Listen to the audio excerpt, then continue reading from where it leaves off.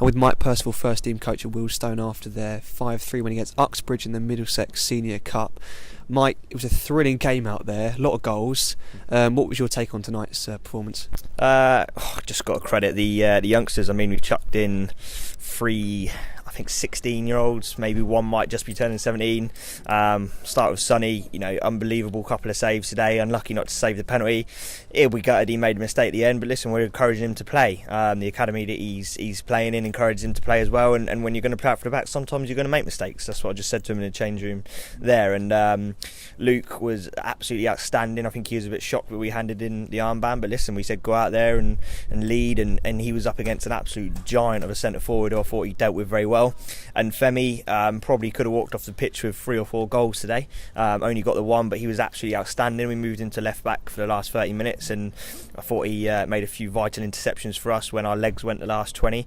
But all in all, we're into the next round of the cup. That was the most important thing. We've got through today with no injuries. We've given the youngsters some minutes, and which will be vital for their development. And ultimately, it's brilliant for the club. This club wants to be bringing youngsters through, and we've played 3 today that I believe will have a future in the game. So really pleased. And for the rest of the boys, I have to mention them as well. I thought the first 60 minutes we were absolutely brilliant.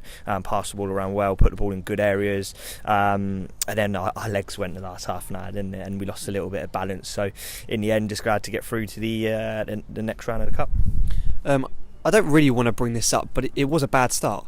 I mean, you went 1-0 down, and it sort of looked like you needed to go 1-0 down to get into the game, and as soon as you did, suddenly the intensity was lifted. Yeah, I mean, well, the first 2 minutes we actually started okay in terms of popping the ball around, but we were just outdone by a set piece. The ball went into the big man, he's won it, and then the runner, we were caught a little bit cold, and the runners got the goal. But yeah, I mean, that can happen. Listen, these boys have come in today, hardly any of them know each other. We haven't worked on set pieces with them, so that was always going to be a danger. But yeah, we were a little bit disappointed because a lot of our pre-match team talk was start quick, because these guys are going to give you a lot of respect if you start quick and put the game to bed. Then their heads will go down. And at 4-1 after 60 minutes, I was thinking, come on lads, let's go on and go get 6 or 7.